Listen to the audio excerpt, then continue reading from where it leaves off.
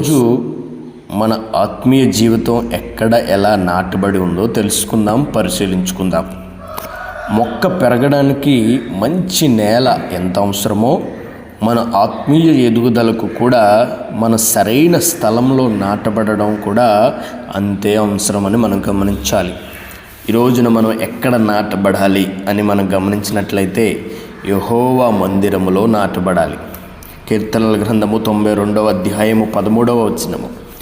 యెహోవా మందిరములో నాటబడిన వారై వారు మన దేవుని ఆవరణములో వర్ధిల్లుదురు.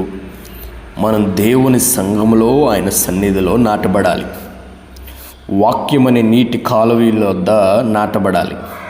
మన ఆత్మీయ జీవితం ఎన్నటికీ వాడిపోదండి. ఎప్పుడు వాక్యమనే నీటి కాలువల యొద్ద నాటబడినప్పుడు మాత్రమే మన ఆత్మీయ జీవితం ఏనాటికి ఎన్నటికీ వాడిపోదు.